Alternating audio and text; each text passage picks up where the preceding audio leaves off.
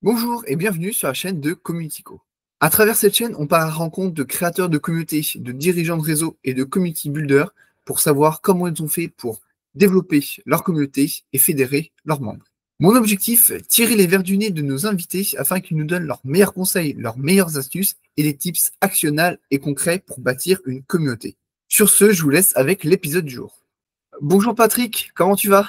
Bonjour Lucas, je vais bien et toi? Ça va nickel.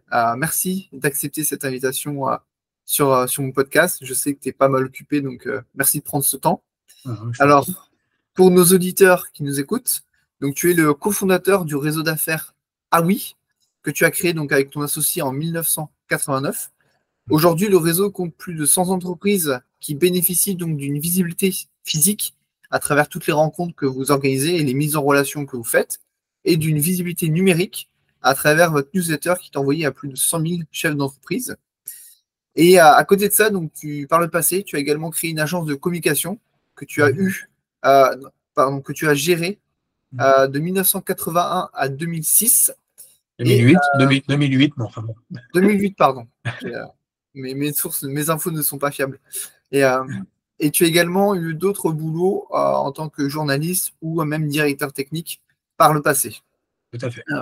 Est-ce que tu as des choses à ajouter ou des précisions à apporter?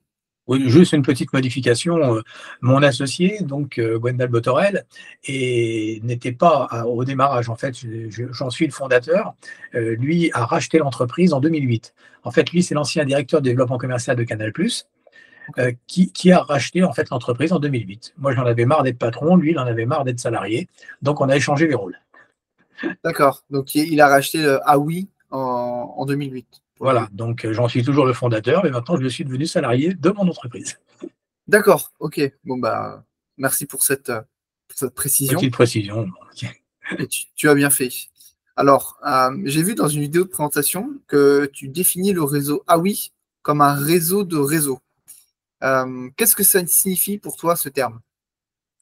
Ben, ça signifie simplement que pour moi, quand on fait partie d'un réseau, il ne faut pas considérer que les autres réseaux sont des concurrents.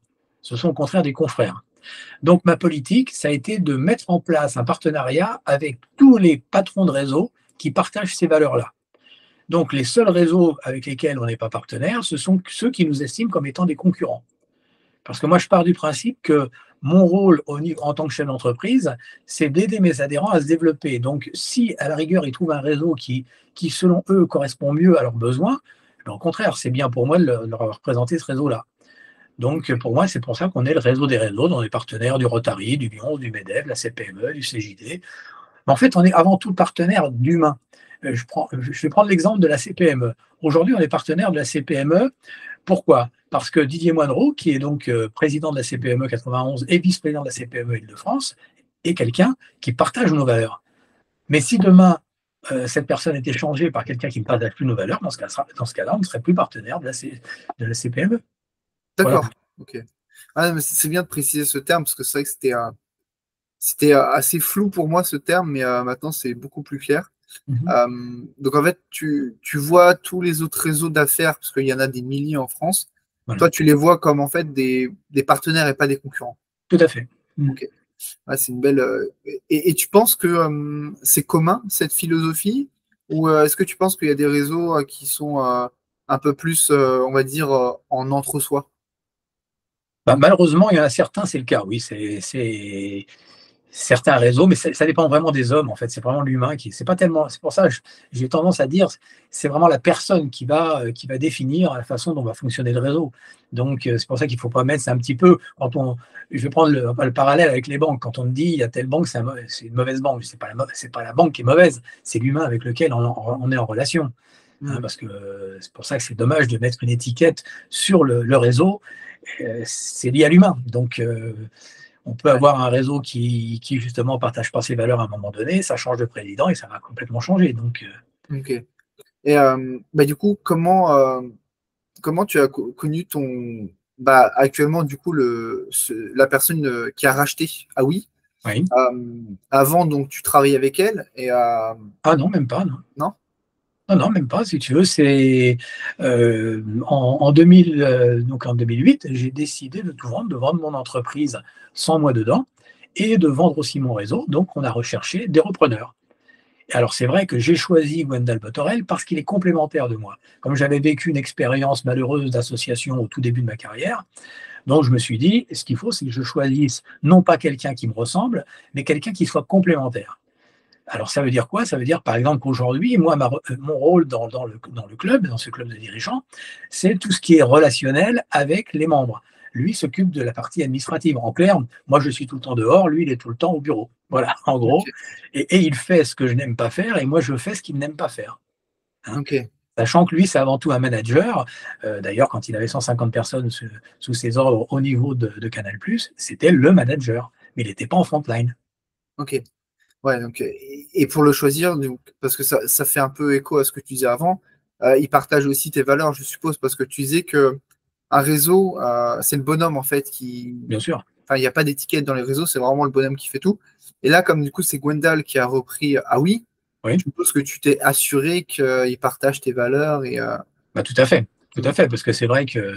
Et puis je me suis assuré aussi qu'on puisse travailler ensemble, parce que vu l'âge que j'avais à l'époque, on m'a dit, tu sais, le gars qui te rachète, faut pas rêver, 6 mois après, il va te mettre dehors.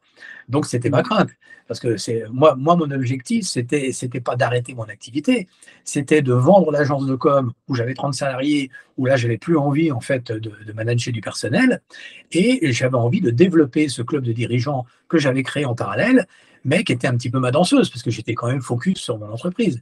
À la fin du mois, il fallait que je fasse les salaires de 30 personnes, que je fasse les échéances. Donc, j'étais focus sur mon entreprise. Donc, mon objectif, c'était de vendre l'agence de com et de pouvoir développer ce réseau. Et c'était surtout pas de le perdre. Donc c'est pour cette raison que j'ai choisi Gwendal, qui était vraiment complémentaire. Ok, là, c'est très clair. Et justement, qu'est-ce qui a été le déclic pour justement te dire que tu voulais vendre? Enfin, qu'est-ce qui a fait que tu t'es dit, bah maintenant, j'ai plus envie d'être le dirigeant, mais plutôt un salarié? Parce qu'en général, c'est plutôt l'inverse. On a envie de passer de salarié à dirigeant, de créer son entreprise. Toi, c'est C'est l'inverse. vrai. C'est vrai, ça a été le cas de Gwendal, parce que Gwendal, lui, a Ouais. été pendant 17 ans chez Canal+ en tant que salarié. Il avait envie de devenir dirigeant. Alors, moi c'est lié à mon divorce, en fait. Parce que quand on est chef d'entreprise et qu'on est marié sous le régime de la communauté, et ben, en fait, si je n'avais pas vendu mon agence de com, on l'aurait estimé 10 fois le prix de ce qu'elle valait, parce que en fait, c'est ce qui se passe souvent. Et je me serais retrouvé à poil au bout de 30 ans de business. Donc, je ne tenais pas à ce que ça se passe mal.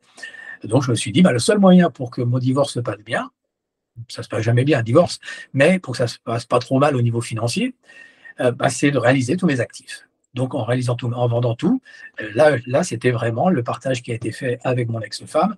Ça a été par rapport au réel prix de vente, voilà. Et non Ok. pas à un prix hypothétique. Ouais, donc c'est plutôt vu d'une situation personnelle que professionnelle, pour le coup. Voilà. Mais ceci dit, je ne regrette rien. Je ne Mm. regrette rien parce que, alors, c'est vrai aussi que la relation qu'on a créée avec Gwendal, et même si c'est lui le patron aujourd'hui, c'est vraiment une relation de partenariat. Hein, on a défini ensemble un forfait de frais, un forfait de salaire, enfin, on a tout défini ensemble au départ pour éviter justement des conflits et que ça se passe bien dans la suite. Et la preuve, depuis 2008, ça se passe très, très bien. Mais, oui, parce que je suppose que ça aurait pas duré aussi longtemps. Parce que c'est vrai que l'association, on peut voir ça aussi comme un mariage en soi. Tout à fait. Ben, c'est ce que me dit ma femme. Elle me dit, t'es marié avec Gwendal, quelque part au niveau du business. Mais, Bah oui, c'est vrai, c'est une relation, c'est un contrat entre deux personnes. Donc ouais. on peut voir ça comme ça, même si vous ne partagez pas le même lit le soir, dans tous les cas, vous êtes quand même liés entre vous. Bien sûr. Ouais. Euh, et comment, parce que du coup, ça fait 35 ans que Ah oui existe, comment ça t'est venu l'idée de créer un réseau d'affaires? Parce que moi, il y a 35 ans, je n'étais pas né, donc je ne sais pas comment ça se passait. Et est-ce qu'il y avait autant de réseaux qu'aujourd'hui? Alors non, non, non, justement, à cette époque-là, c'est simple. Il y avait le MEDEF, la CPME, le Rotary, le Lyons. Ok, En gros, c'est les seuls réseaux que je connaissais à l'époque. D'accord? d'accord. Et donc, ce qui m'a fait créer ce club de dirigeance, c'est justement le fait qu'on me mettait une étiquette, puisqu'à l'époque, j'étais rotarien, donc j'étais Rotary, ce qui fait que les personnes qui me connaissaient me disaient, toi, tu es rotarien, tu n'es pas Lyons, alors que Rotary et Lyons, c'est très proche en réalité, hein. C'est la philosophie à peu près la même. Et pareil, comme j'étais vice-président du MEDEF sur la région de Courtabœuf, bon, on me disait: «Ah bah oui, mais toi, tu es MEDEF, tu n'es pas CPME». Alors que finalement, par rapport à la taille de mon entreprise, j'aurais plus eu ma place à la CPME, enfin, qui s'appelait la CGPME à l'époque. Mais, mais tout ça pour dire que quand on est chef d'entreprise, en fait, ce sont les hasards de la vie qui vont faire qu'on va faire partie d'une association ou d'une autre. Hein, il se trouve que j'avais des amis au MEDEF, donc je suis rentré au MEDEF. Pareil pour le Rotary. Hein. Donc, c'est aussi pour ça que je me suis dit, bah, moi, je vais créer un club de dirigeants qui sera présent partout, qui aurait plus ce phénomène de dire mettre une appartenance quelque part. Pour moi, c'est pas important. Ce qui est important, c'est l'envie d'entreprendre. Ok, ouais. Ouais, donc en fait, en créant ce club, tu t'es dit, en fait, j'en ai marre qu'on me colle des étiquettes à droite, à Voilà, gauche. Moi, je vais créer un club où il n'y a pas d'étiquette. voilà, tout à fait. Ok. Et du coup, tu t'es tout de suite dit, je suppose que du coup, les membres de Ah oui ont le droit d'appartenir à plusieurs clubs, plusieurs Bien autres sûr, clubs. au contraire, même je les incite à le faire D'accord. quand ça correspond à leurs besoins, hein. Oui, bien sûr. Hein, par exemple, il y a pas très longtemps, j'ai un des membres de mon club qui, je ne citerai pas son nom parce que c'est pas le but, mais je vais citer son prénom, Guillaume. Guillaume est quelqu'un qui a repris l'entreprise de son père et un jour il m'a dit j'aimerais bien pouvoir faire partie de l'APM. Donc je l'ai branché avec les responsables de l'APM pour qu'il fasse partie de l'APM. Parce que l'APM, c'est un petit peu, tu connais peut-être, non, l'APM, le CJD, non, ça te parle? CJD, oui. Bon, bah, l'APM, c'est un peu comme le CJD. L'objectif de l'APM, c'est de former les dirigeants. Donc, du coup, je l'ai orienté vers des responsables de l'APM pour qu'il en fasse partie et je l'ai incité à en faire partie. Et d'ailleurs, il fait partie de l'APM, mais il continue à faire partie d'AOui parce que c'est complémentaire en réalité. Ouais. Ah, mais c'est une belle vision parce que tout le monde n'a pas cette vision. Et moi, il y a une question que je me pose et peut-être qui peut poser problème. Euh, Quand il y a un adhérent qui est dans plusieurs clubs, comment ça se passe au niveau des recommandations? Parce que souvent, quand on fait partie de plusieurs clubs, potentiellement on connaît plusieurs domaines d'activité. Et le cœur des clubs d'affaires, c'est quand même la recommandation, Oui, principalement. oui, bien sûr. Comment ça se passe à ce niveau-là? Enfin, comment toi tu gères cet aspect-là? Bah, là, c'est l'humain qui intervient justement. Parce que je vais prendre l'exemple justement d'une personnalité. Parce que quand on est dans un club, on connaît les personnes avec qui on travaille. Bon, si on me demande, par exemple, d'être mis en relation avec un expert comptable, prenons cet exemple tout simple. La première question que je vais poser, parce que j'ai plusieurs experts comptables qui sont confrères donc dans mon club, bah, la première question que je vais poser, c'est quel- en fonction de ton univers, qu'est-ce que tu recherches précisément? Est-ce que tu veux un expert comptable qui est vraiment un background très important, qui soit quelqu'un qui connaît le métier depuis très très longtemps, ou au contraire, est-ce que tu préfères un jeune expert comptable parce que toi tu es jeune, qui pourra t'accompagner jusqu'à ta retraite ou jusqu'à ton départ? Tu vois, par exemple, moi, mon entreprise, je n'ai jamais changé d'expert comptable. Mon expert comptable a été le même du début de 81 jusqu'en 2008. Tu vois? Donc, c'est aussi important de voir ça comme ça, parce que si j'oriente quelqu'un vers un expert comptable qui a un an de la retraite, bon, bah, la personne va me dire, on a à peine fait connaissance que maintenant il est en train de décrocher, donc c'est un peu dommage. Donc, on va raisonner en fonction du besoin de chacun. Mais par contre, si c'est un besoin où il y a besoin d'une vraie grosse expérience, au contraire, on va prendre un expert comptable qui est peut-être près de la retraite, mais qui va être très performant sur certains sujets. Voilà. Donc c'est en fonction des besoins et peut-être en fonction aussi du budget des personnes. Bah, le budget, tu sais, moi je pars du principe que si je prends, puisqu'on parlait des experts comptables, si on me demande un jour, est-ce que tu peux me mettre en relation avec le meilleur expert comptable qui est le moins cher?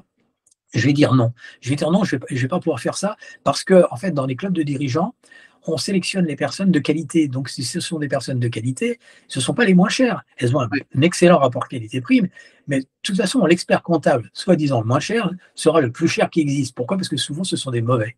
Donc, comme ils sont mauvais, ils n'ont pas de business, donc ils prennent n'importe quoi, n'importe comment, et souvent, bah, c'est de la mauvaise qualité. Ok. Donc, le prix, il ne faut pas chercher, surtout dans les métiers, dans ce genre de métier, le moins cher. Ok. Ouais, non, mais c'est très clair, ouais. Donc même au niveau des recommandations, en fait, vous vous basez du coup sur l'humain et le relationnel. Bien sûr, hein. Et toi, en fait, tu t'occupes de mettre les gens en relation entre eux selon leurs besoins. Voilà, sur leurs besoins, leur personnalité, si parfois c'est tout bête, les mises en relation, ça peut être, bah, tiens, il joue au golf comme toi ou voilà, ça peut être, ou il est passionné d'automobile comme toi, donc autant qu'ils partagent les mêmes passions aussi Mm. parce que le business, c'est important, mais la vie privée aussi est importante. Parce que, moi, je suis toujours parti du principe qu'on fait bien un métier que si on est heureux dans ce métier. Donc il faut qu'il y ait un mixte entre la vie privée et le métier. Ok. Ouais, bah, en même temps, c'est un peu complémentaire, hein. Vie pro, vie perso. Quand on est entrepreneur, c'est quand même assez. Bien sûr, Le fil est assez fin quand même. Donc, ouais. Et ok. dans beaucoup de métiers, ça rejoint ce que tu es en train de dire. Dans beaucoup de métiers, ce qui compte avant tout, c'est des métiers passion. Mm. Donc, on travaille jour et nuit quelque part, parce que la nuit, on réfléchit à certaines choses, parce qu'on est passionné par ce que l'on fait. Mm. Ah non, mais ouais, et du coup, ouais, c'est très intéressant et très clair. Comment, parce que, comment ça se passe au niveau des rencontres au sein de Aoi? Parce que je suppose que vous avez des formats et des fréquences de rencontres comme tous les autres réseaux. Oui, alors si tu veux, nous, la rencontre, on va dire la rencontre, ah oui, c'est parce qu'on a créé après le Covid, parce que c'est vrai qu'avant le Covid, c'était difficile, mais après le Covid, on a créé ce qu'on appelle le club des ambassadeurs. Pourquoi? Parce que comme on sélectionne nos adhérents sur des critères de qualité d'entreprise et de qualité personnelle, hein, c'est pour nous l'humain, comme je te l'ai dit précédemment, a beaucoup d'importance. Donc, la plupart du temps, les nouveaux membres rentrent par parrainage et cooptation. C'est pour cette raison qu'on a créé le Club des ambassadeurs. Et ça, le Club des ambassadeurs, on se réunit tous les 2 mois dans un restaurant entre 12 heures et 15 heures, ce qui permet aux membres d'échanger les uns avec les autres, de se rencontrer, d'échanger les cartes de visite et de se revoir après, et puis d'exposer leurs problèmes. Parce qu'en fait, si tu veux, dans notre club, personne ne vient pour les mêmes raisons. Certains viennent pour trouver des clients, d'autres pour faire la croissance externe, d'autres pour partir en retraite, pour trouver un repreneur, d'autres pour rompre la solitude du chef d'entreprise. Enfin, il y a vraiment tous les cas de figure. Donc, ce qui est très intéressant, c'est ça, c'est qu'ils se rencontrent par ce biais-là, donc, et ils se rencontrent aussi chez nos partenaires. Parce qu'on a un partenaire depuis de nombreuses années, depuis plus de 15 ans maintenant, qui s'appelle le Wine Business Club, où là, on se réunit sur Paris, on se réunit en principe au Bristol, tous les mois. Et là, c'est aussi l'occasion d'interconnecter les membres les uns avec les autres. Donc, ceux qui sont inscrits à ces soirées, ça me permet, moi, de les présenter les uns avec les autres. D'accord. Donc, Alors si c'est à l'occasion de rencontres. Par ok, contre, si tu veux, dans notre club, le principe, c'est de dire à nos adhérents que quelle que soit la demande de mise en relation qu'ils vont effectuer auprès de nous, elle va aboutir de façon positive ou négative. C'est-à-dire, s'ils nous demandent d'être mis en contact avec telle ou telle personne, on demande à cette personne si elle est OK pour le rencontrer. Si la personne est OK, on revient vers lui en disant c'est OK, voilà, tu peux l'appeler de ma part. Ou si elle n'est pas d'accord, on lui dit bah non, elle n'est pas d'accord pour telle raison, soit ok. parce qu'elle travaille déjà avec une personne très spécifique dans ce domaine-là et il n'y a pas d'opportunité de business. Et, parce que ça c'est vrai que je m'attache beaucoup à cela. Quand il y a une opportunité de business, je fais la mise en relation, mais quand un chef d'entreprise me dit je veux bien le rencontrer pour te faire plaisir, je dis non, laisse tomber. Ouais. Tu vas pas, ça va pas me faire plaisir, tu vas perdre ton temps et tu vas lui faire perdre son temps puisqu'il n'y a pas d'opportunité de business. Ah, Donc tout à fait. voilà. Ok. Donc, au niveau des rencontres, si j'ai bien compris, c'est donc tous les 2 mois avec les ambassadeurs et tous les Voilà. mois avec votre partenaire Wine Business Club. Voilà, ou ça peut être aussi des rencontres à la CPME, ça peut être d'autres rencontres qui sont générées Ok. dans d'autres clubs. Donc, en moyenne, c'est une rencontre par mois que vous Oui, faites. un peu plus, mais bon, on va dire en moyenne Bon, par mois quand même. ok. Ok, c'est très clair. Et du coup, les membres, donc, lors de sa rencontre, bah, ils font. Ça prend quel format? Parce que il y a plusieurs types de rencontres. Il y a petit déjeuner, déjeuner, dîner. Comment vous procédez? Est-ce que c'est toujours le même format? Alors, le club des ambassadeurs, c'est toujours le même format. On se réunit toujours dans un restaurant qui est à peu près accessible à tous nos membres. C'est pour ça qu'on ne l'a pas pris trop loin de Paris, parce que ça se passe, je ne sais pas si tu connais un petit peu la région de Clamart. C'est le Grand, c'est à côté c'est le Grand Paris, en fait, hein. C'est à Ok. côté de Saclay. C'est pas loin de Saclay. Et donc, on l'a pris dans cette région-là, parce que les gens de Paris, pour eux, c'est pas trop loin, et ceux qui sont plus en province peuvent venir. Alors, ceux qui sont de l'autre côté de Paris, c'est plus difficile pour eux. Mais donc, et le format, ben, donc il y a l'accueil à midi. On se met à table qu'une heure après pour que les gens aient le temps d'échanger et bouger, parce qu'une fois qu'on est à table, on est positionné à, Alors, le positionnement se fait par nous, c'est-à-dire c'est nous qui décidons où on place les convives en fonction justement de telle ou telle personne qu'on veut leur faire rencontrer aussi. Hein, parce que c'est important justement, parce que dans le club, moi, comme je connais tous mes adhérents d'une façon très, très pointue, donc je sais qui a besoin de rencontrer qui et qui a l'intérêt à rencontrer qui. Ok. Donc voilà. Parce que vous êtes combien lors de ces déjeuners? On n'est pas beaucoup, on est entre à peu près une trentaine. Ah, ouais, c'est quand même pas mal. Oui, c'est quand même pas mal, Ça fait une bonne tablée quand même. voilà, mais c'est vrai qu'il y a des membres, je vais prendre l'exemple d'un membre qui est, bon, je ne citerai pas le nom parce que c'est un grand patron d'industrie, mais il a, il a 45 usines dans 22 pays différents, c'est un équipementier automobile. Bon, bah, lui, tu te doutes bien que les soirées, c'est pas trop son truc parce qu'il est tout le temps dans ses usines, dans le monde entier. Mais cependant, il m'avait dit, tu continues à m'inviter parce que tôt ou tard, je viendrai. Et en effet, et pas la dernière réunion, mais celle d'avant, il est venu parce il était pas loin de la région parisienne, donc ça lui a pas posé de problème, il est venu. Ok. Donc, parce que chaque patron, comme je te disais tout à l'heure, est différent. Donc, en fonction de ses implications dans son entreprise, il va être plus ou moins disponible. Donc, Hmm. certains viennent uniquement pour la visibilité, c'est-à-dire uniquement pour ce qu'on leur apporte au niveau du web. Et par contre, ils ne viennent pas du tout. Ouais. Pour prendre un exemple dans cet esprit-là, j'ai un expert comptable qui est resté dans le club pendant plus de 15 ans, jusqu'à son départ en retraite, uniquement pour la visibilité. Lui, ce qui l'intéressait, c'est quand on tapait expert comptable Paris 17, on tombait sur lui en première page de Google. Le reste, il s'en est jamais occupé. Et ça, il estimait que ça payait largement sa cotisation. Ok. Ah oui, donc en fait, tous les membres n'ont pas, enfin, ouais, tous vos membres n'ont pas les mêmes objectifs au Voilà, final. tout à fait, tout à Ok. fait. Et vous, Ouais. vous êtes OK avec ça parce que certains clubs, des fois, imposent des présences aux réunions, donc vous n'imposez rien. Surtout pas, non, surtout pas. Au contraire même, quand un chef d'entreprise me dit: «Moi, j'ai pas de temps», eh ben, tant mieux, tant mieux. Si vous n'avez pas de temps, par contre, vous avez obligatoirement des problèmes. Donc on va se rencontrer et vous allez, me faire part, bah, je vais prendre un exemple aussi avec un restaurateur parisien qui avait, quand il est rentré dans mon club, 8 restaurants sur Paris. Et quand je l'ai rencontré, il me dit: «Ben, moi, faire partie des clubs, je suis pas opposé, mais je fais déjà partie de pas mal de clubs, mais j'ai pas de temps». Donc je lui ai posé la question, je lui ai dit: «Mais vous avez pas de temps pour quoi faire?» Il dit: «Bah, j'ai pas de temps pour trouver des chefs quand j'achète un nouveau restaurant. J'ai pas le temps de m'en occuper. J'ai pas le temps de trouver des nouveaux restaurants à acheter». Je dis: «Ben voilà pourquoi vous allez rentrer dans le club». Donc il est rentré dans le club et on l'a aidé à trouver du personnel de qualité, on l'a aidé à trouver des restaurants en vente. Voilà, donc il avait défini ce dont il avait besoin et nous, on savait y répondre, donc on y a répondu. Donc, ouais, d'un côté, en fait, tu cibles les besoins de chaque membre, tu leur demandes pourquoi ils sont là. Et Voilà. en fait, tu essaies de répondre à leurs besoins qui sont tous différents au final. Enfin, Voilà, en fait, je leur demande surtout pourquoi ils veulent faire partie du hmm, club. Et si on sait y répondre, dans ce cas-là, on leur explique comment on va savoir y répondre. Si on ne sait pas y répondre, on leur explique qu'il vaut mieux qu'ils aillent dans un autre club. À la rigueur, on les oriente vers un autre club. d'accord, ok. Ouais, c'est très clair. Et tu parlais tout à l'heure de la qualité, parce que tu disais que tu sélectionnais des membres de qualité. Ouais, Comment ça se passe du coup pour rentrer dans le club? Parce qu'on parlait de cooptation. Donc, tout à fait, enfin, pour les auditeurs, la cooptation, c'est quand on demande à nos membres de faire appel à leur réseau pour intégrer d'autres membres au sein du club. tout à fait. Donc, du coup, comment toi tu t'assures que les membres soient de qualité? Parce qu'en fait, on te recommande des membres, Ouais. tu fais des entretiens avec eux, comment ça se passe? Bon, en fait, ça se passe relativement simplement, puisque les membres de notre club savent exactement quels sont nos critères de sélection sur un plan humain et sur un plan professionnel. D'accord. Donc, sur un plan humain, pour illustrer mon propos, je vais te prendre un exemple qui s'est passé il n'y a pas très longtemps.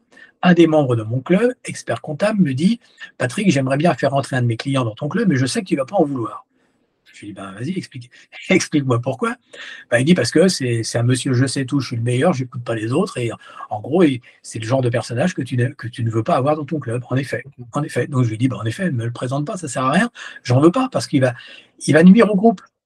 Ouais, Il va pas écouter les autres, en fait, il ok. pense qu'à lui, quoi. Donc ce genre de personnage, on n'en veut pas. Pareil, un chef d'entreprise, qui me dit: «Moi monsieur, ce qui compte avant tout, c'est de gagner de l'argent. Mes salariés, j'en ai rien à fiche, plus je peux gagner d'argent sur leur dos». Pour moi, ça, c'est pas un bon patron. Alors Ouais. moi, j'en veux pas de ce genre d'individu, enfin, surtout pas dans notre club.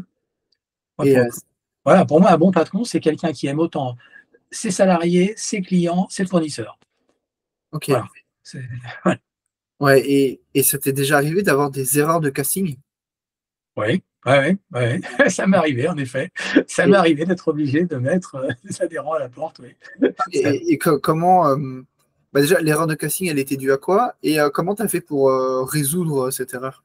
Bah, en fait, l'erreur de casting était due au fait que la personne m'a menti. Ah, Elle m'a fait croire qu'elle allait se comporter en effet comme on l'attendait.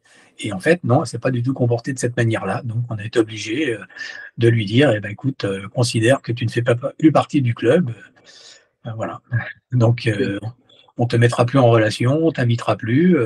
Par contre, bon, ta cotisation se termine jusqu'à telle date, donc la visibilité, on va pas te l'enlever jusqu'à telle date, mais après, tu oublies, ton contrat est résilié. Voilà. Ouais, tu l'invites plus aux réunions, Voilà, ben non, on peut pas. Quand on n'a plus confiance, bah, de toute façon, c'est le principe aussi des clubs de dirigeants. Souvent, c'est ce que je dis. Quand vous êtes quelqu'un qui est malhonnête, je leur dis surtout si vous êtes malhonnête, ne rentrez surtout pas dans un club, parce que ça va faire l'effet inverse. Oui. Parce que, bah oui, tout le monde va parler de vous en expliquant que vous êtes quelqu'un de malhonnête. C'est vrai que oui, c'est vrai qu'un club, ça peut avoir des effets bénéfiques quand on est bon. Quand Mhm. on est moins bon, ça peut aussi avoir Bah oui, les effets inverses. Mais bien sûr. ah non, c'est tout à fait clair à ce niveau-là. Euh, comment tu Est-ce que ça a évolué le format des rencontres? Parce que là, on parlait donc des formats de rencontres avec des partenaires ou des déjeuners avec les ambassadeurs. Est-ce que c'était déjà comme ça dès la première année où tu as ouvert le club? Ou est-ce qu'au fil des années, tu as évolué, tu as testé différents formats, différentes rencontres? Non, non, si tu veux, ce qu'il faut vraiment considérer, c'est que le club, ah oui, s'est vraiment développé depuis 2008. Avant, si tu veux, c'était un petit peu ma danseuse, dans ce sens que c'était en parallèle de mon entreprise, et j'étais focus sur mon entreprise. Ok, Donc, si tu veux, il se développe vraiment que depuis 2008, où avec Gwendal, là, on fait que ça, quoi, en fait. d'accord. Ah oui, donc c'est-à-dire qu'avant 2008, c'était, on va dire, un side business. Voilà, tout à fait. Ok. Ok. Et il y avait combien de membres? Parce que là, je crois que vous avez plus de 100 membres actifs dans Ouais, le alors, club. avant le Covid, on était à plus de 200. Ok, ah oui, quand même. Aujourd'hui, on a une centaine, en effet, une centaine de membres. Ok. Et Mais, qu'est-ce mais- qu'est-ce mais qui c'est vrai qu'on explique? privilégie la qualité, en fait, hein. Au niveau du recrutement, pour nous, c'est ce qui est primordial. Ok. Et qu'est-ce qui explique qu'après Covid, vous n'avez pas réussi à retourner à ce nombre de 200? Est-ce que c'était une volonté de votre part? Non, c'est pas une volonté. Alors c'est vrai qu'il y a aussi des personnes qui sont parties, ben, qui ont déposé le bilan, parce que c'est vrai qu'avec le Covid, ça fait beaucoup de mal quand même. Il y a des chefs d'entreprise qui ont décidé aussi de partir ailleurs, donc de ne pas rester en Île-de-France. Parce que c'est vrai que nous, notre club est avant tout sur l'Île-de-France, à part quelques exceptions, mais sinon, c'est avant tout des chefs d'entreprise qui sont sur l'Île-de-France. Par contre, qu'on accompagne partout, hein, dans le monde entier, puisque on a aidé, par exemple, un chef d'entreprise à se développer en Chine. Ah Donc, oui, quand même. oui, bien sûr. Oui, bah, comme en fait les réseaux dont on est partenaire, que ce soit le Rotary, le Lyon, ce sont des réseaux internationaux. Donc c'est assez facile en effet d'avoir des accès, puisqu'on a d'autres réseaux aussi plus Ouais, personnels qui permettent des accès dans le monde entier. ouais, donc quand tu dis que tu aides les membres, c'est qu'en fait, s'ils ont une problématique, même à l'international, tu vas aller voir les autres réseaux pour savoir s'ils peuvent résoudre le problème. Voilà, pour trouver des solutions, oui, tout à fait. Ok. Parce que nous, on part du principe que à tout problème, il y a une solution. Oui, Je vais prendre un exemple pareil sans citer le nom de l'entreprise, de la personne qui est dans cette entreprise, mais une des entreprises de mon club avait besoin de 2 millions d'euros pour développer son business. D'accord. Ce sont que des ingénieurs dans l'électronique. Bon, 2 millions d'euros pour développer son business. Elle ne trouvait pas de banquier pour pouvoir la suivre. Je lui ai présenté un des membres de notre club qui lui a trouvé un financement à l'étranger. Voilà. ok. Ouais. Donc, voilà. Pour elle, c'était soi-disant insoluble. On a trouvé une solution par le Ok, biais d'un des membres. ok, c'est très clair. Euh, Tout à l'heure, tu citais plusieurs experts comptables, enfin euh, tu prenais en exemple plusieurs experts comptables. Est-ce que Ouais. dans votre club, est-ce que vous acceptez qu'un seul domaine d'activité ou est-ce qu'il peut y avoir deux experts comptables, deux avocats, deux... Alors, en effet, dans notre club, on accepte plusieurs personnes de la même activité.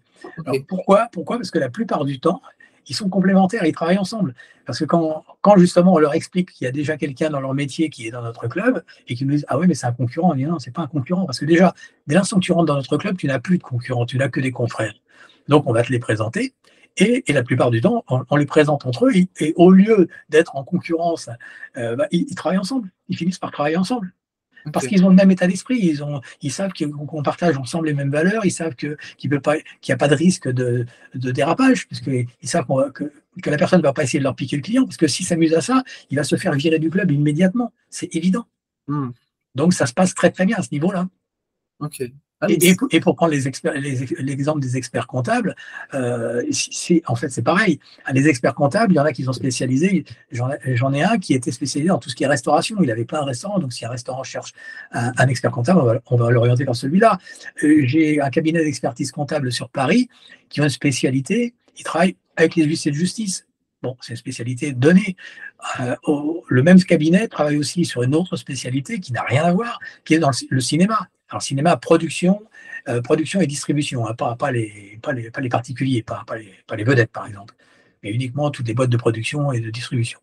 Et tu vois, c'est vraiment des métiers complètement différents. Donc, pour ça, quand on dit l'expert comptable, c'est un expert comptable, oui, mais il a obligatoirement une orientation particulière.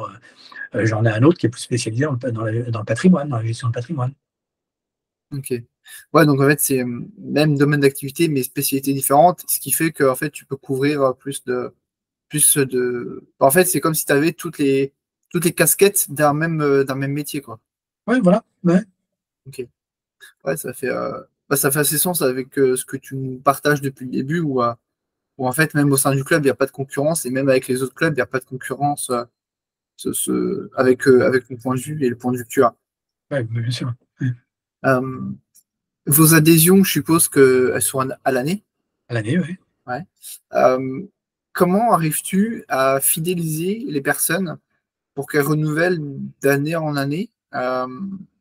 Est-ce que ça se fait naturellement ou est-ce que les gens.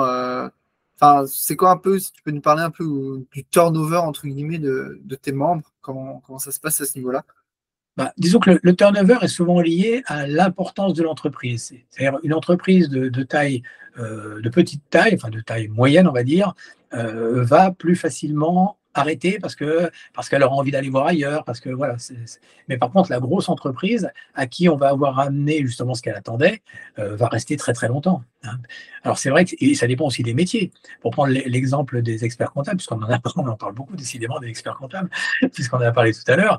Les experts comptables, eux, déjà, ils bénéficient de notre newsletter qui est hebdomadaire, où ils ont toutes les semaines un article qui les concerne. D'accord? Donc, ce qui veut dire que l'expert comptable, lui, dans son raisonnement, il se dit, de toute façon, ma cotisation, elle est payée rien que par ça. Donc, tout le reste, ce sera du plus. Tu vois? D'accord.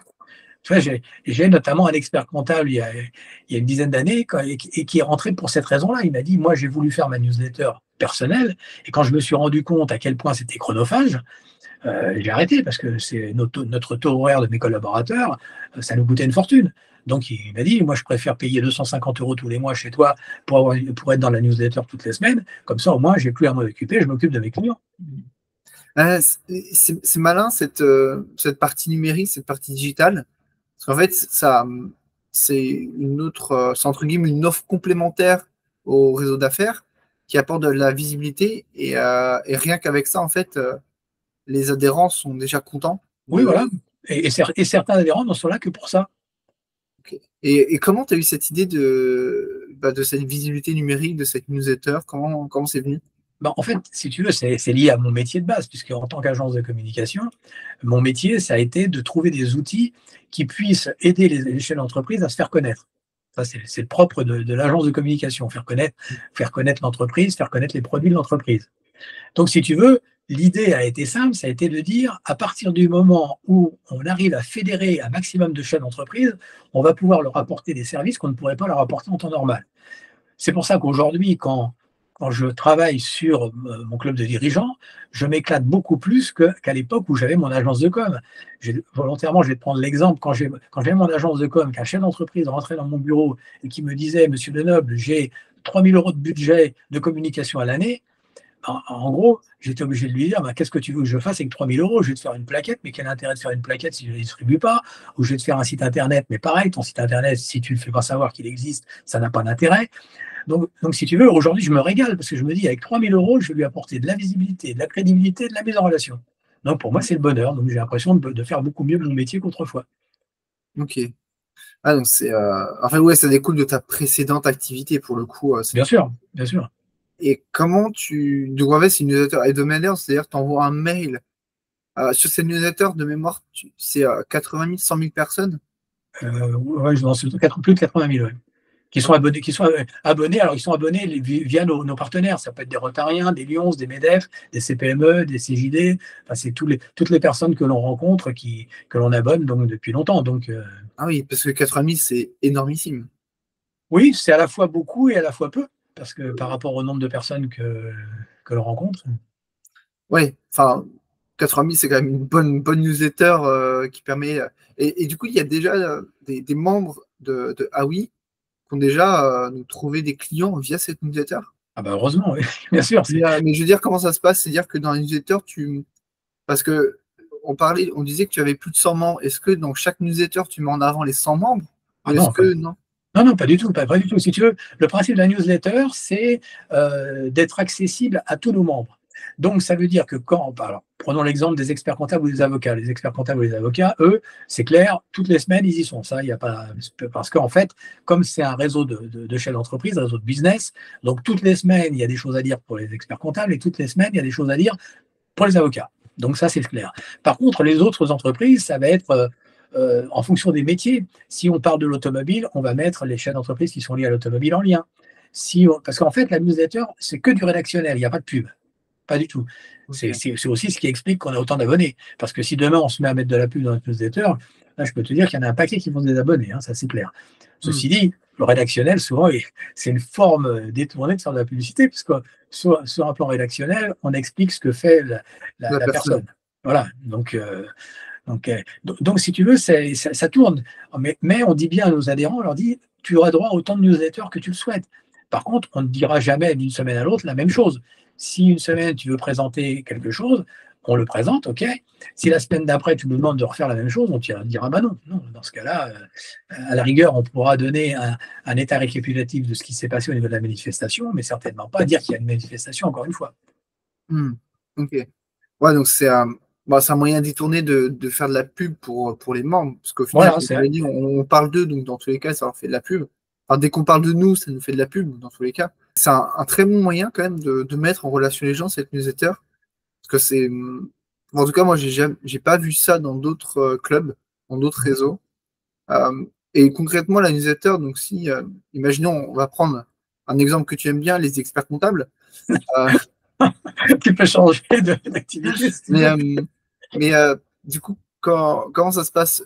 La newsletter, parce que si tous les membres, comme tu l'as dit, tous les membres peuvent faire la demande. Donc, c'est-à-dire que potentiellement, tu peux avoir une newsletter où tu as 50 personnes à mettre en avant.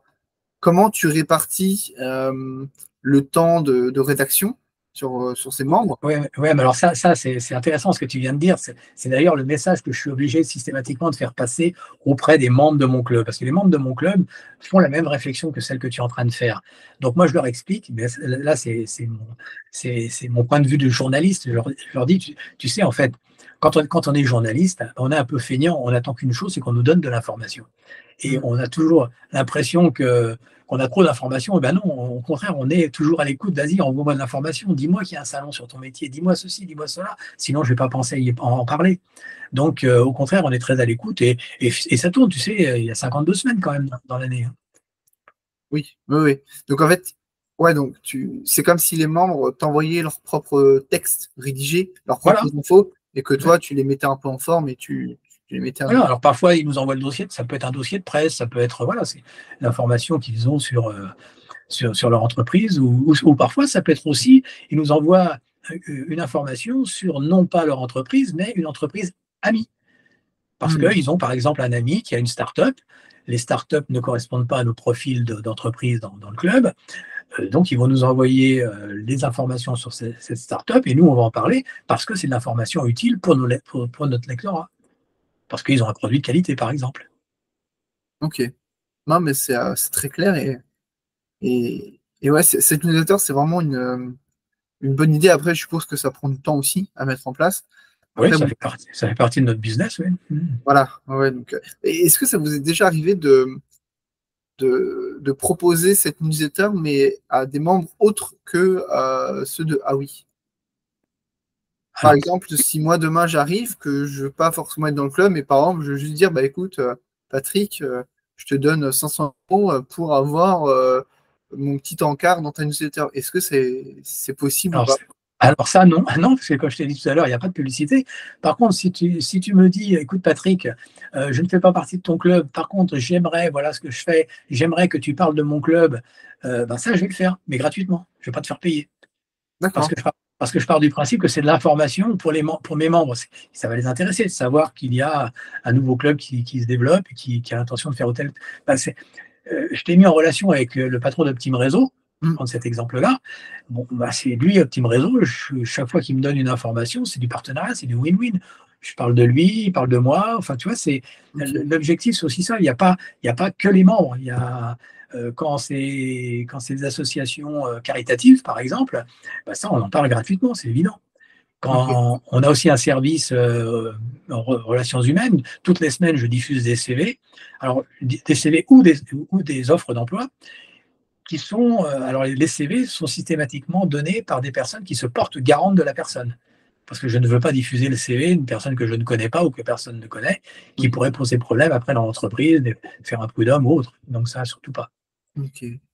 C'est très, très intéressant. En fait, c'est un peu une sorte de. En fait, la newsletter, c'est un peu une sorte de mise en relation, slash demande, enfin, recherche de travail. Enfin, c'est Alors vraiment. ça, c'est pas la newsletter, ce dont je viens de te parler. La newsletter, il y Ah, a ok, quoi? La, pardon. la partie RH. La partie RH, c'est diffuser auprès de nos adhérents et de tous nos contacts VIP. Mais il y en a plus de 3000 les contacts VIP.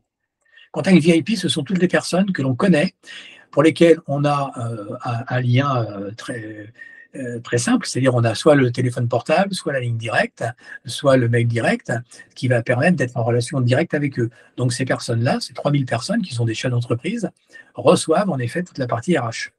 D'accord. Ouais, donc si La jamais. newsletter, non, la newsletter, c'est un outil de presse, la newsletter, donc on ne peut pas mélanger. Ok. C'est ok, très clair pour cette partie newsletter et ça me semble important de faire un aparté parce que c'est vrai que quand j'avais fait des recherches du coup sur Ah oui, Mhm. j'avais vu cette visibilité numérique et c'est un truc que je voulais creuser parce que souvent c'est pas forcément mis en avant par les autres réseaux d'affaires le fait Mhm. d'avoir une visibilité aussi numérique. Enfin, souvent quand on parle de visibilité numérique, on entend les réseaux sociaux ou de dire bah voilà, Mhm. on va faire un post où on va te présenter à toute notre audience sur LinkedIn par exemple. Ouais. Toi, ça va bien au-delà de ça. Donc non, Et c'est tu as vraiment. remarqué que la newsletter est faite d'une certaine manière, c'est-à-dire le côté professionnel est mis en premier Mm. pour que la personne qui reçoit cette newsletter, si elle n'est pas professionnelle, bah, va se désabonner. Et la partie ludique, donc l'histoire de la semaine, la citation de la semaine, les restaurants, les livres, le cinéma, c'est mis à la fin.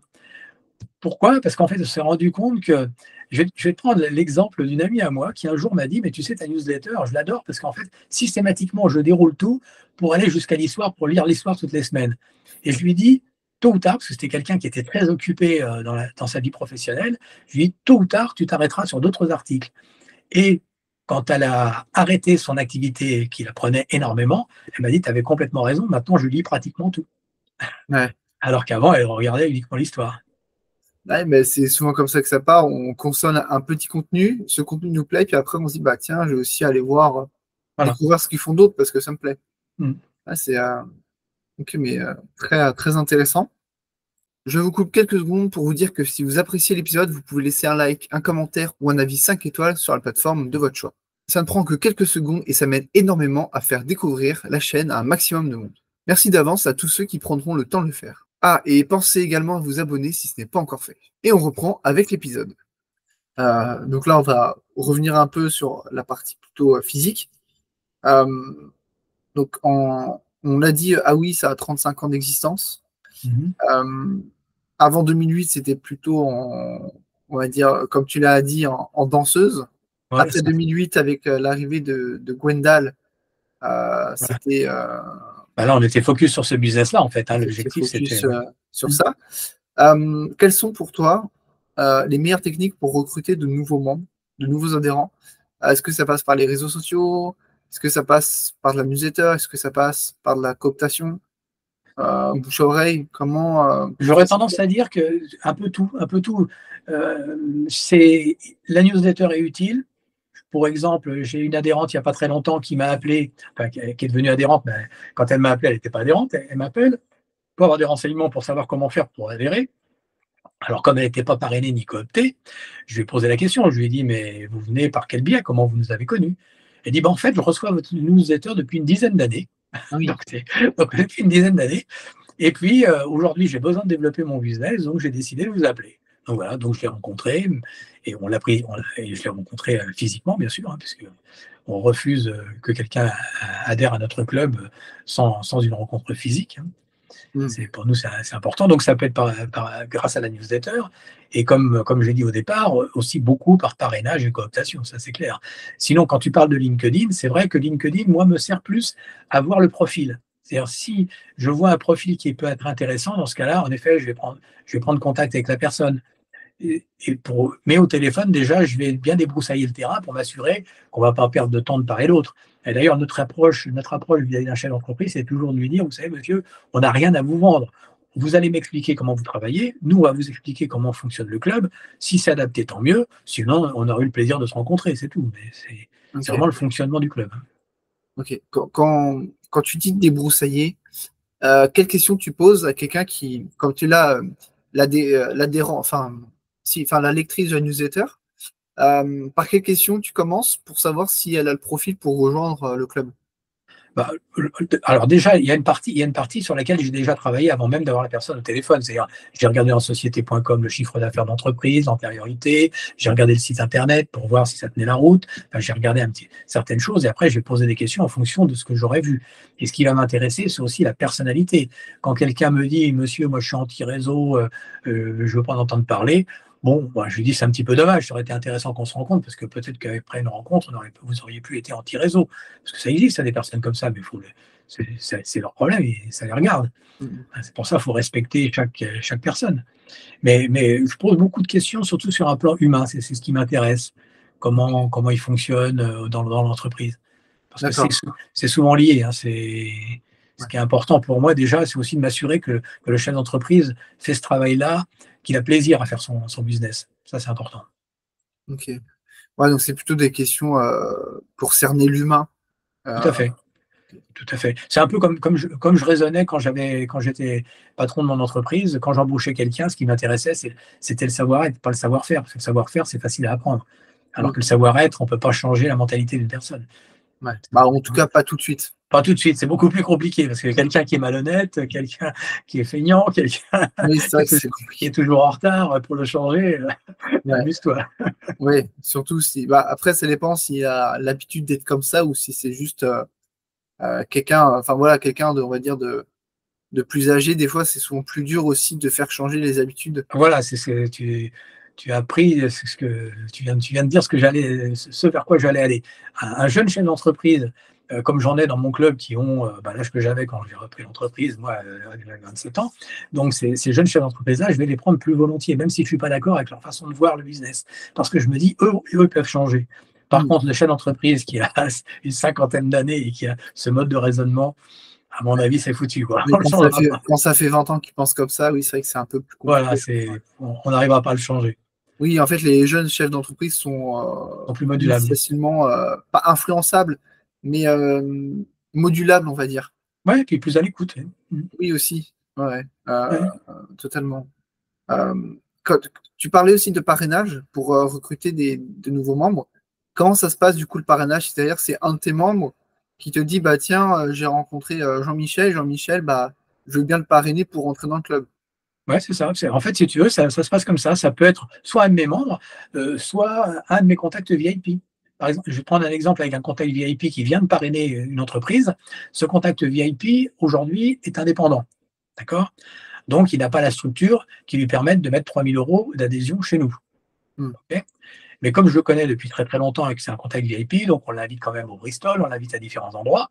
Et là, il m'a orienté vers de ses clientes, en fait, où il m'a dit, c'est une belle personne qui correspond complètement à tes critères sur un plan humain, et elle a une entreprise qui correspond complètement aussi à tes critères, donc je l'ai rencontrée, et, enfin, tu vois, c'est une adhérente qui a signé son contrat d'adhésion hier, tu vois, donc c'est tout récent. Ok. Et du coup, au niveau du parrainage, est-ce que le parrain gagne quelque chose ou pas? Alors, le parrain, quand c'est un des membres de notre club, gagne notre sympathie, qui est déjà acquise depuis longtemps. Et comme on a créé le club des ambassadeurs, comme il est invité au repas des ambassadeurs, donc il est payé un petit peu comme ça, puisqu'il fait partie du club des ambassadeurs, il Ouais. est payé par le repas qu'on lui offre tous les 2 mois. D'accord. Ok. Par contre, quand c'est une personne extérieure, ce qui est le cas justement de cette personne récente, et ben dans ce cas-là, on lui envoie du champagne pour le remercier. Ok. Ouais, donc c'est quand même, il y a quand même un petit Bien quelque sûr, chose, un petit geste derrière, tout à fait, ce qui est logique aussi en soi. bien sûr. Et Euh, bien sûr, et aussi, alors, petite parenthèse qui est importante, si j'ai une demande de business qui ne correspond pas aux membres de mon club, d'accord? Dans ce cas-là, je vais piocher dans les contacts VIP, tu vois? ok. Par exemple, une fois, j'ai eu, un de mes contacts VIP qui faisait de la prise de vue à 360°, d'accord? Et un restaurateur me demande si je connais quelqu'un. Il se trouve que je n'avais pas de membre de mon club qui fasse ça.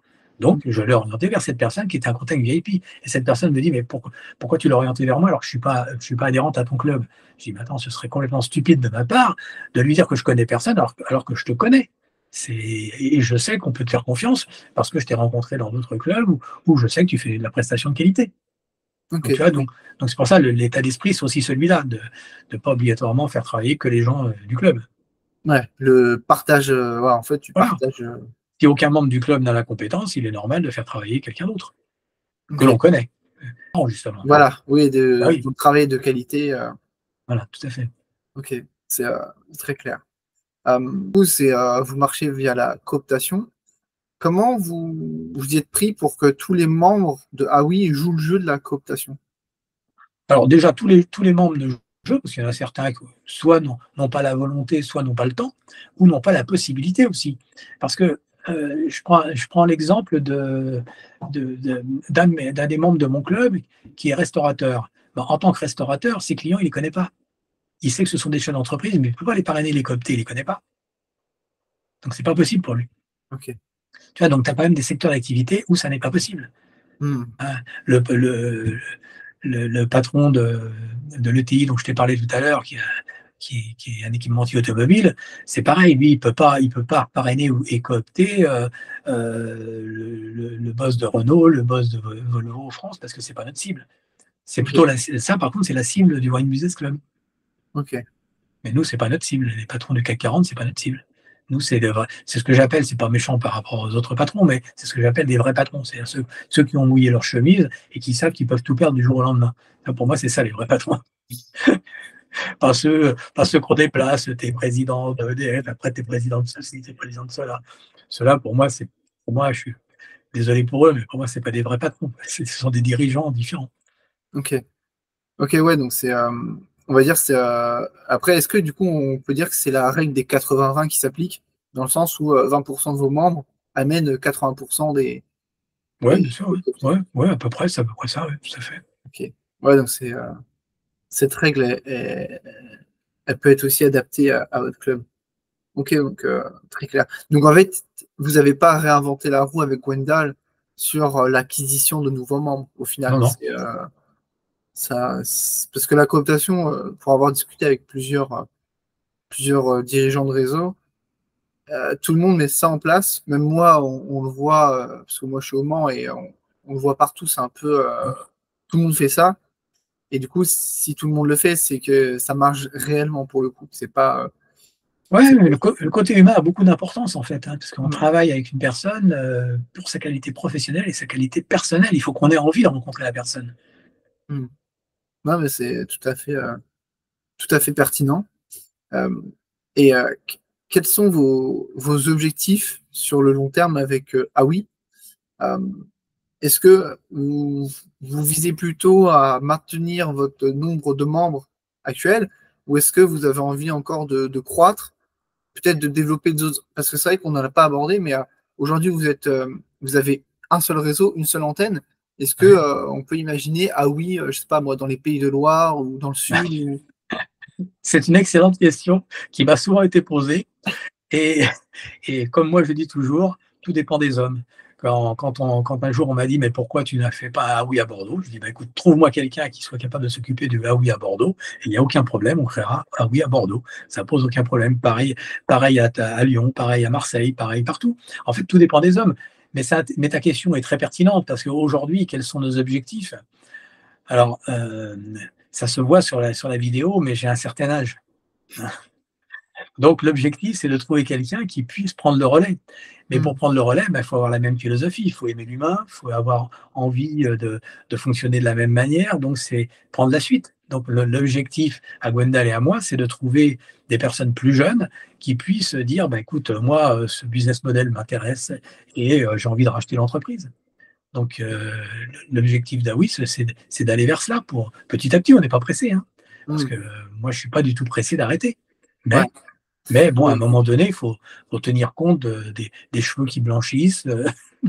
mais c'est vrai qu'on sent que tu aimes ça, on sent que tu es passionné, donc ça m'étonne pas quand tu dis que tu n'as pas envie d'arrêter, parce qu'on le sent que tu aimes ça, que tu aimes l'humain. Donc, ok, donc c'est en fait c'est plutôt ça vos objectifs, c'est trouver dans les peut-être 5-10 ans à venir quelqu'un qui pourra, euh, on va dire, continuer ah oui sur la même philosophie que que tu Voilà, l'as tout à créé. fait. Tout à fait. Ok.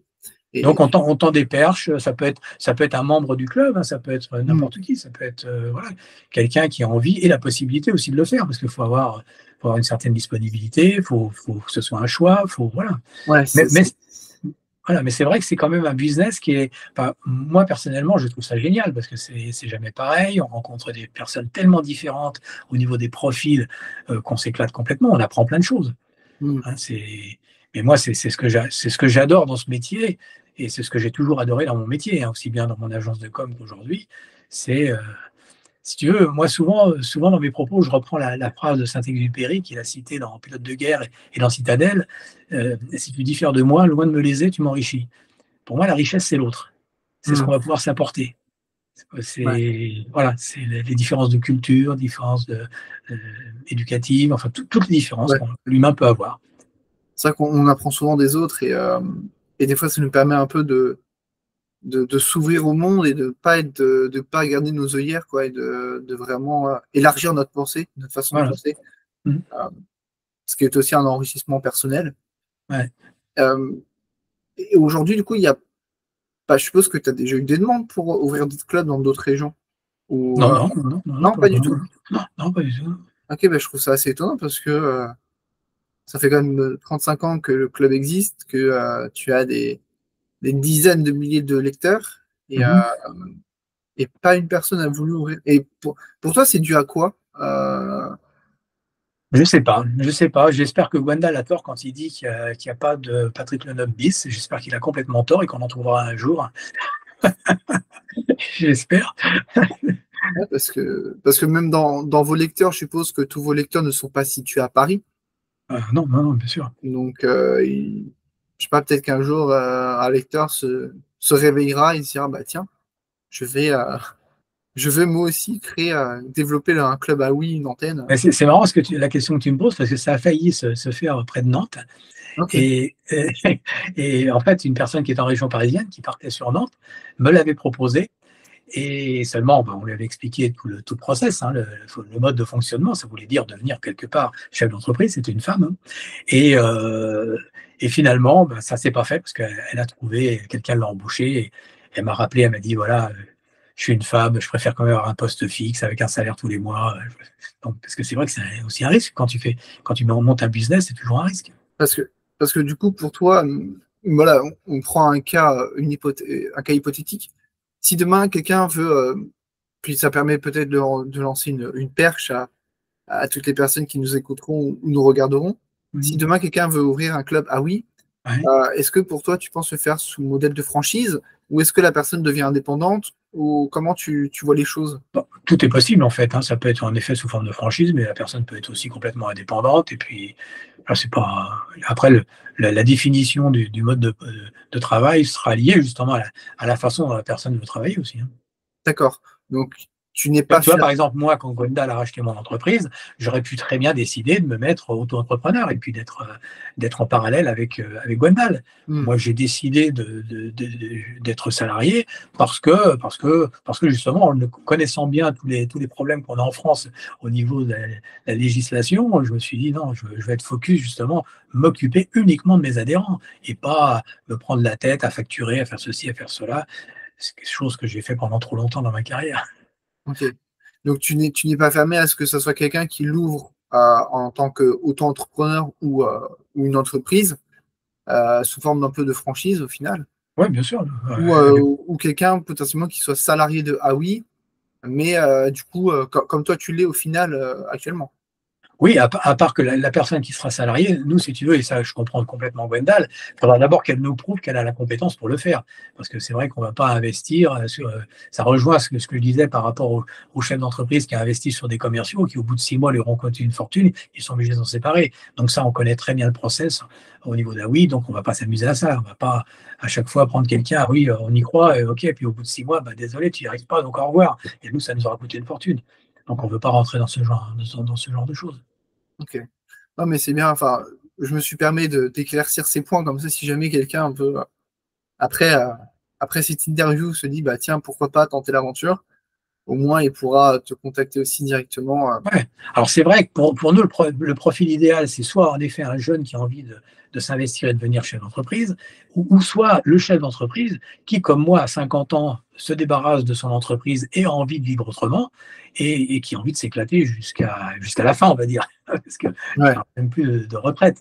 Hein, ok. c'est, et Et, d'ailleurs, j'ai un ami qui a une très grosse boîte, mais lui, il me dit: «Ah, c'est génial ce que tu fais, j'adorerais pouvoir le faire». Je lui dis: «Tu risques pas de pouvoir le faire». Il a 6 000 salariés, donc il faut qu'il oui, s'occupe de ses 6 000 salariés. oui, c'est une autre paire de manches là. Voilà. Et, euh, et du coup, comment tu t'y prendrais pour, on va dire, onboarder cette personne-là? Parce que diriger un réseau, ça se fait pas du jour au lendemain. Non. Je suppose que du coup, tu l'accompagnerais. Comment tu t'y prendrais pour lui transmettre aussi ta philosophie, les valeurs? Enfin, comment ça se ferait?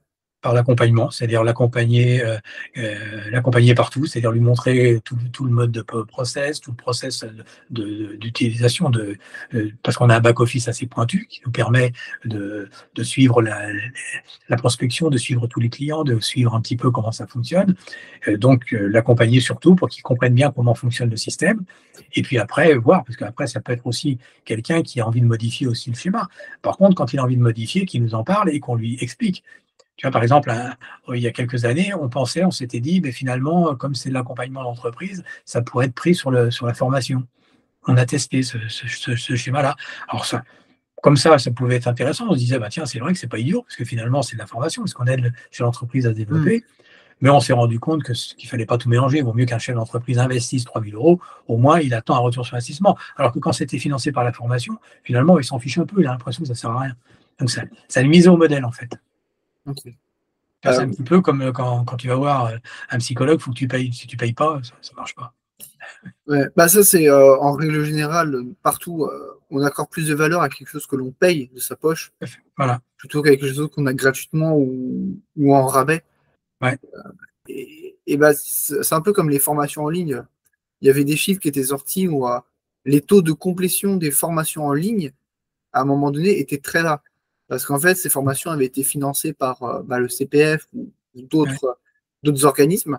Ce qui fait qu'en fait, les gens, bah, ils se disent, bon, bah, j'ai utilisé 1000 euros de mon CPF, bah, la formation, j'ai regardé 2 vidéos, puis après, je suis Ouais. parti.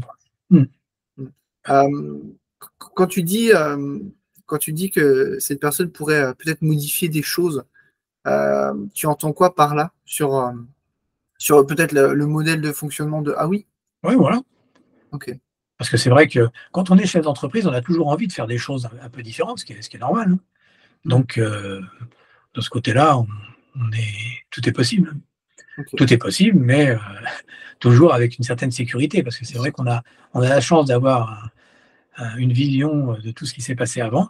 Hmm, Donc, ouais, on saurait guider la personne aussi.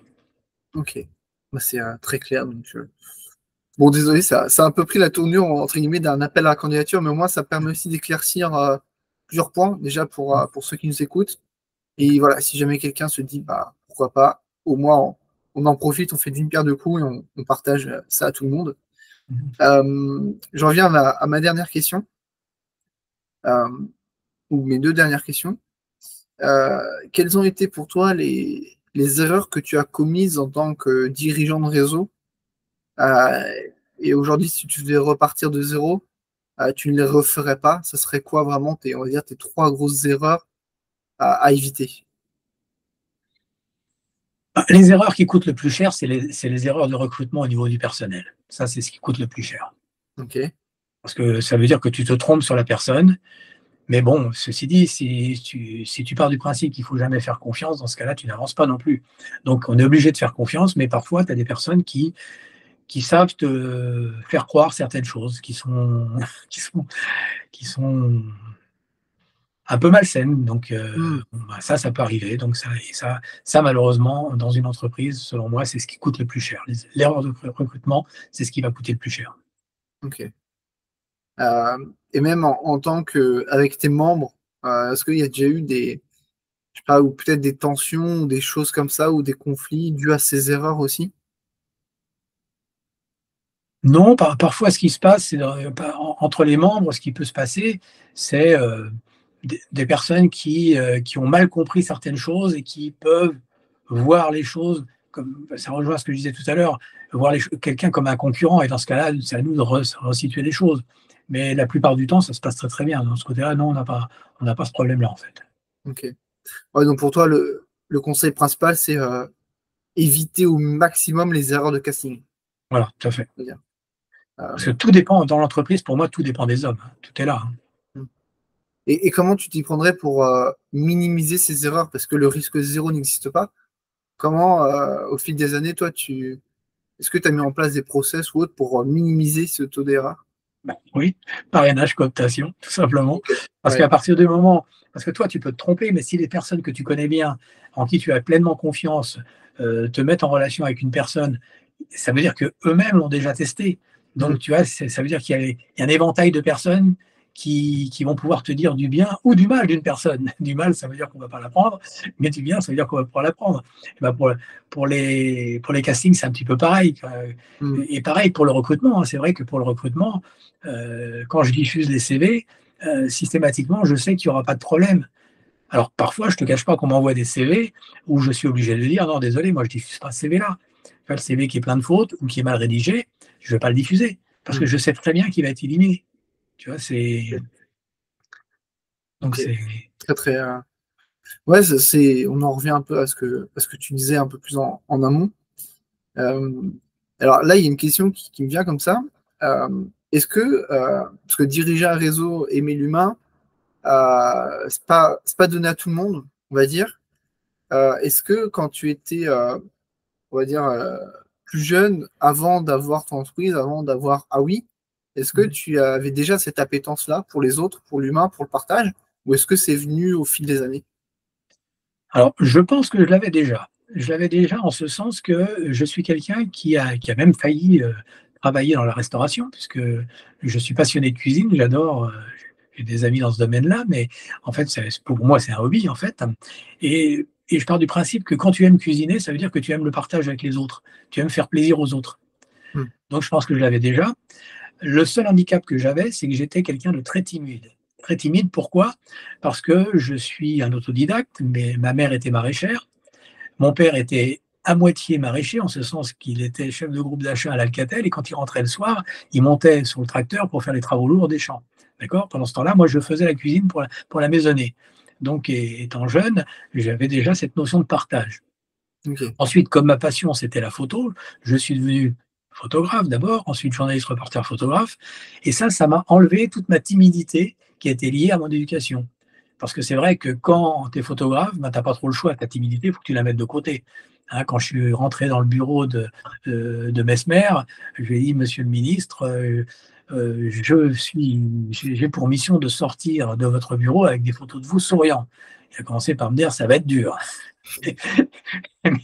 mais je suis sorti de son bureau avec des photos de lui souriant. Voilà.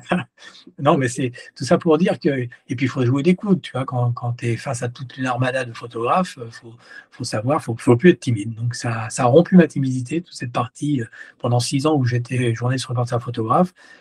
Ça m'a permis de, de passer outre ma timidité. Ok.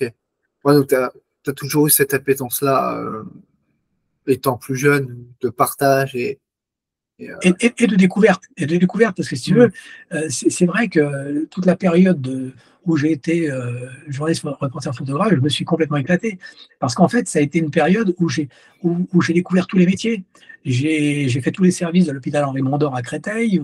Ça m'a permis de voir ce qu'était un chirurgien, ce qu'était la morgue, enfin tous les services, la réanimation. Enfin, ça m'a permis d'avoir une vision de plein de métiers. J'ai fait énormément de prises de vue aériennes aussi. On louait des hélicoptères et on faisait beaucoup de prises de vue aériennes.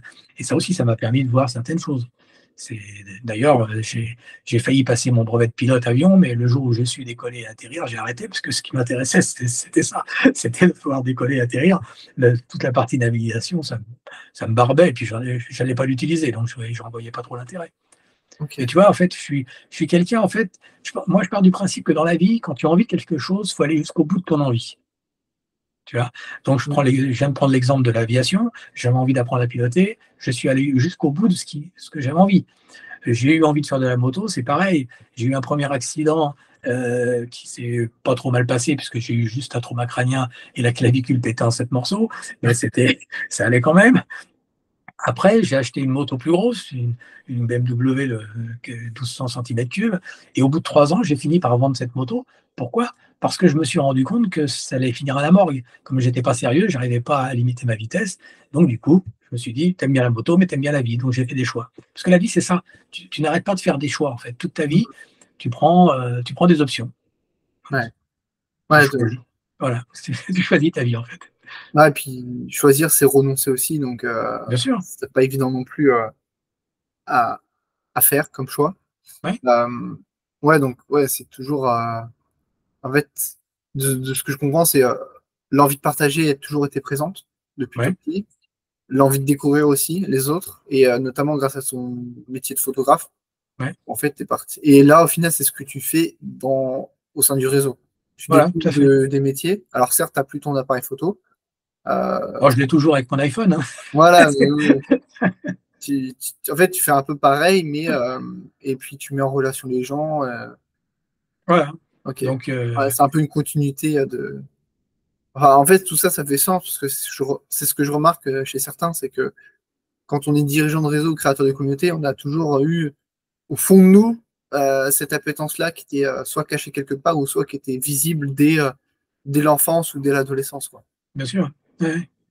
Ok, mais très, très intéressant. Et du coup, bah, pour en venir à ma dernière question, est-ce que tu aurais envie de partager quelque chose qu'on n'a pas abordé aujourd'hui?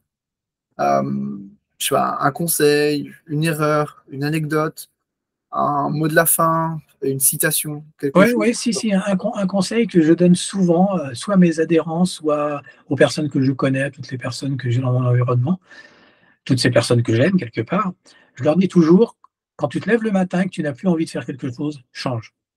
Et quand Hmm, on me répond oui, mais c'est pas à mon âge que je vais changer, je dis non, ça c'est une connerie. Parce que tu vas être malade, tu vas te rendre malade, tu vas te fabriquer un cancer, tu vas être malheureux. Tu n'as plus envie de faire quelque chose, change. Et pour prendre cet exemple-là, j'ai un de mes gamins qui est pâtissier chocolatier et un de ses meilleurs copains a suivi les conseils de ses parents. Son père, ingénieur IBM, lui a dit, tu seras ingénieur chez IBM. En effet, il a été ingénieur chez IBM et au bout de quelques années, il a dit, papa, je suis malheureux, j'ai envie de passer mon CAP pour faire comme Marc André, mon CAP de pâtissier chocolatier parce que lui, il s'éclate. Ben, en fait, tu vois, ça rejoint ce que je pense, c'est qu'il faut faire vraiment ce qu'on a dans les tripes, ce qu'on a envie de faire. hmm. Pour moi, c'est primordial. Aller au bout de Voilà, ses envies. voilà, faut toujours faire. Alors après, tu trouves des biais, hein. Moi, j'ai un de mes gamins qui est docteur S physique, qui enseigne à la fac d'ingénieur de Grenoble. Bon, ben, lui, aujourd'hui, il prend des cours de menuiserie. Je trouve ça génial. Ouais. il prend des cours de guitare, des cours de menuiserie. Donc, ça veut dire que, voilà, il se rend compte que dans son métier, il trouve certaines choses, mais il a besoin d'autre chose. Donc, le conseil que je donnerais aux personnes, c'est ça. C'est fais ce que tu as envie de faire, fais en sorte de te lever le matin et d'être toujours heureux. Ok. Mais écoute, c'est un très bon conseil, un très beau mot de la fin. Merci Patrick pour cette interview. Ben, merci à toi. Juste avant de te quitter, où est-ce que les auditeurs peuvent te retrouver? Réseaux sociaux, site internet, est-ce que tu as des... Où est-ce qu'ils Alors peuvent... LinkedIn, j'y suis, ça sur LinkedIn, j'y suis parce que c'est professionnel. Sur WhatsApp, j'y suis aussi.